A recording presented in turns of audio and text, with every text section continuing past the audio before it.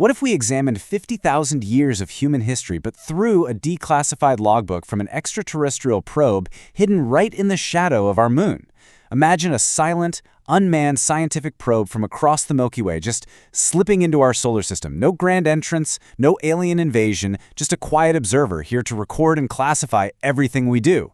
In this explainer, we're going to look at our entire existence through the eyes of the ultimate cosmic outsider.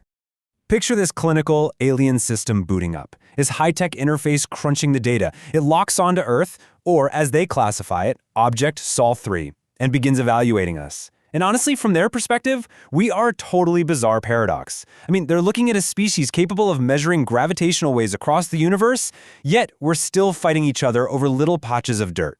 The probe's entire mission is to classify this wild behavior, to somehow make sense of a species brilliant enough to map the stars, but volatile enough to constantly threaten its own survival. All right, bringing us to Section 1, First Leaps, the sparks in the dark. So when this probe first locked its sensors onto us, we were frankly just terrified apes hiding from saber-toothed cats. We had no thick fur, no armor, terrible night vision. By standard galactic metrics, we were definitely labeled extinction likely. But then, over just a few millennia, those observers recorded something absolutely extraordinary. We started showing an anomalous superpower. Instead of waiting millions of years for biology to catch up, we hacked our own evolution. We started capturing chemical combustion and wearing the skins of the beasts we hunted. And that brings up a really crucial point. Fire wasn't just about staying warm, it was literally an external stomach. It freed up massive amounts of caloric energy that basically fueled an explosive growth in our brains. Cooking our food let us completely bypass that slow biological timeline, and that sparked another anomaly, symbolism. Suddenly, we're leaving handprints and painting galloping horses on cave walls. Now, to an alien mind, a handprint isn't just a nice piece of art, it's a creature storing ideas outside its own body. It's a message sent across time saying, hey, I existed. Overnight, our survival chances skyrocketed. Moving on to Section 2, the sedentary experiment, wheat and invented gods. For hundreds of thousands of years, we were wanderers, right? Living in small, egalitarian bands of maybe 30 to 50 people. But then, around 12,000 years ago, the probe recorded a radical shift. In places like Mesopotamia, we just stopped walking.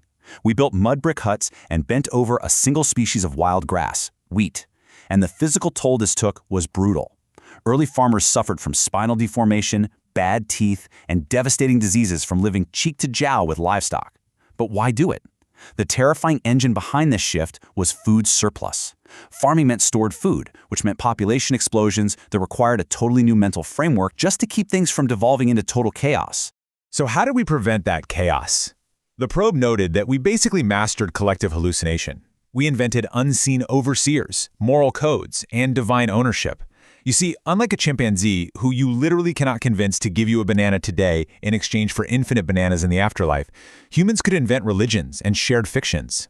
That collective imagination is what allowed us to coordinate the thousands of unrelated strangers needed to drag massive limestone pillars into place for grand temples. We were building homes for our bodies, sure, but more importantly, for our minds. Which leads into Section 3, the golden paradox, brilliance versus bloodshed. As these ancient empires invented writing, knowledge suddenly became cumulative. It was like telepathy across time. Someone could die, turn to dust, and thousands of years later, you could read their exact thoughts. But here's where we present a breathtaking duality. On one hand, we're inventing logic, mapping the stars with the naked eye and creating algebra. But on the other hand, the alien monitors watched us repeatedly declare ourselves the absolute center of the universe, enslave millions of our own, and build these magnificent libraries only to burn them down to ash in fits of political rage.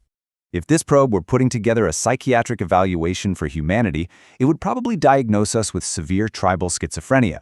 Our empathy is biologically hardwired for our in-group, but it just completely deactivates for the out-group. Think about it. They watched the Black Death wipe out up to half of Europe, and noticed that humans would literally pause their plague quarantines just to go back to waging war against a neighboring kingdom. Our creative resilience was astonishing, but man, our self-destructive impulse matched it step for step. That brings us to Section 4, crossing the great filter, industry and the atom. For the first time in 4.5 billion years, the dark continents began to sparkle with artificial electric light. We started digging up ancient sunlight stored in coal and oil, sparking an exponential evolutionary spike. But then, the probe's threat level classification for humanity would have turned flashing red. The year was 1945. In just 45 short years, we went from flying a fragile canvas glider at Kitty Hawk to unlocking the fundamental forces of the atomic nucleus. A blinding white flash in the New Mexico desert turned night into artificial noon. We actually learned to bottle the exact power that lights the stars. By unlocking that star power while still maintaining these tense Cold War standoffs, we put ourselves exactly one misread radar signal away from planetary extinction. The alien observers would immediately recognize this as the Great Filter. It's that critical bottleneck where a species gets the power to destroy itself with a button press. Once you hit that point, your moral and political wisdom has to mature instantly, or you're gone. And for 4 decades, these aliens just watched us aim tens of thousands of thermonuclear warheads right at each other. But here is that ultimate human contradiction again. Right in the middle of this apocalyptic nuclear standoff, we repurposed that exact same rocket technology to send 3 fragile humans across the vacuum of space to the moon. And we brought no weapons. We didn't conquer our natural satellite. We just left a plaque saying we came in peace for all mankind. I mean, talk about proving to the cosmic observers that we are this terrifying, magnificent, deeply confusing species. All right, Section 5. The Digital Crisis. A planetary nervous system. In just the last 50 years, which is literally a blink of an eye to our alien watchers, we built a planetary electronic nervous system connecting 8 billion human minds instantaneously. We have scientists using it to edit genes, while at the exact same moment, massive amounts of bandwidth are being used to argue with total strangers and spread misinformation. Right now, humanity is facing 3 massive existential tests. We're destabilizing our biosphere faster than nature can adapt. We're fragmenting our own cognition through digital networks, and we're standing on the absolute brink of creating artificial general intelligence. To the alien observer, this is it. This is our make or break century. Let's move to the conclusion. Section 6. The final verdict. The extraterrestrial dossier. If this probe had to send one final transmission back to its homeworld to summarize what it means to be human, it would probably boil down to 5 core truths. We live entirely inside stories, like money and borders. We are dangerously blind to long-term consequences because our lifespans are just so short. Yet, no matter how many times we face collapse, we rebuild, and we create incomprehensible beauty along the way. We also constantly broadcast greetings into the void of space because, honestly, deep down, we just don't want to be alone. It perfectly captures how flawed we are, but also our absolutely unique capacity for connection. There is an observation from E.O. Wilson that hits the nail right on the head here. We are biologically hardwired to survive as hunter-gatherers out on the African savanna. Yet here we are, living in a globally integrated, nuclear-armed digital world. We still crave sugar, we still fear the dark, and we're still instinctively suspicious of outsiders. We're basically trying to navigate a high-tech, planetary civilization using the emotional instincts of a cave dweller. Now, you might be wondering, if they're watching, why haven't they landed on the White House lawn yet? Well, it's probably because we just aren't ready.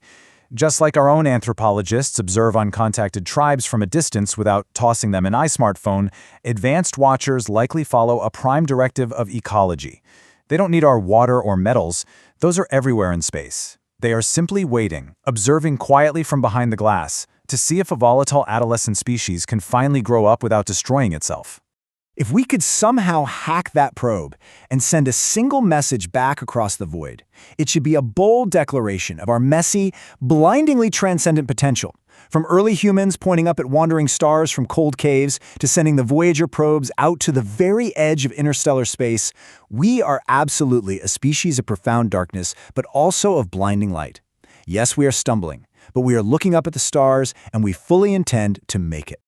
So, I want you to think about everything we've covered in this explainer. Look objectively at our world today. If you were that alien studying Earth, what would be the single most confusing thing about human behavior?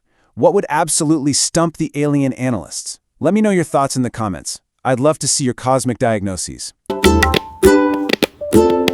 Please like and subscribe.